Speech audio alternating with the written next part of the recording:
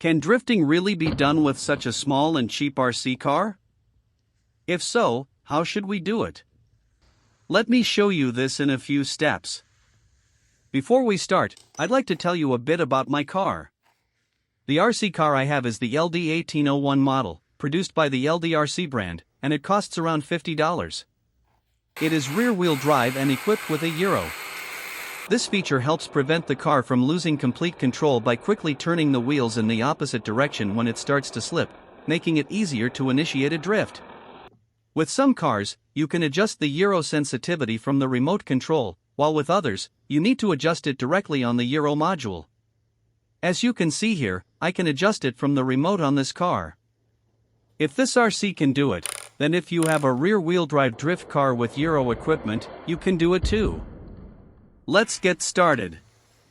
The first thing you need to do is find a suitable surface for your car's hard drift tires. My recommendation is a thin carpet like the one you see here. It keeps noise to a minimum and lets the car's potential power show more clearly. When starting to drift, the first step is to combine the car's potential and capabilities with your own skill. The best way to understand this is to place an obstacle in the center, like you see here, and practice circling around it with the car. Take your time and do this while becoming familiar with the car's limits and sliding potential.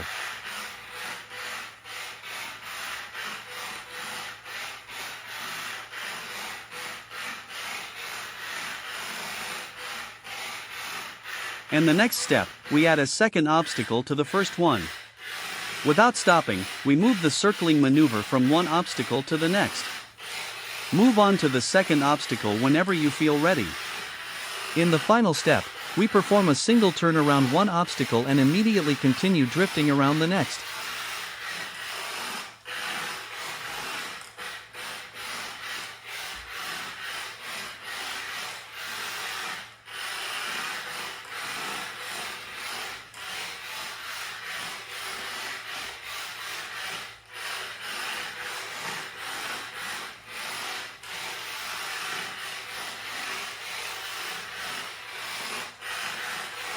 That's exactly what I'm talking about.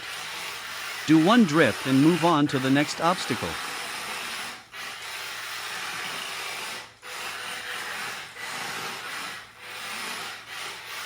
Let's move on to the next step, where we add one more obstacle. Now, using what we learned in the previous two steps, we'll try to do a single drift around each of the three obstacles.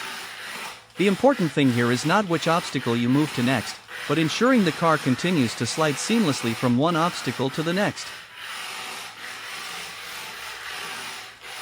I intentionally placed the obstacles close to each other. The goal is to improve the ability to drift in a tighter space, as drifting in a large area is always easier. You'll understand why practicing drifting in such a tight space is important when you see the drift I attempt at the end of the video. Now, let's focus on doing the difficult part.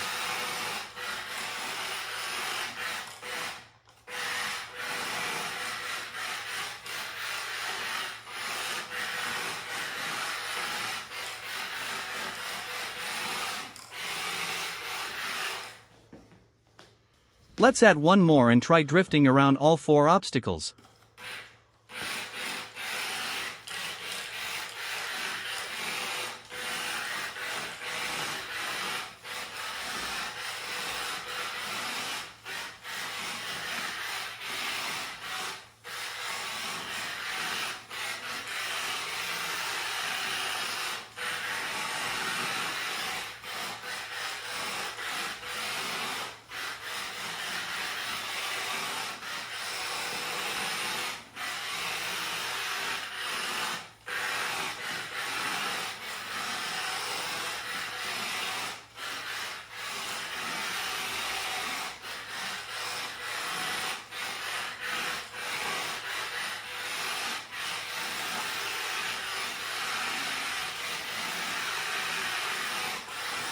Now, let's create a small, curved track and try to slide the car within this curve, just like we did around the previous obstacles.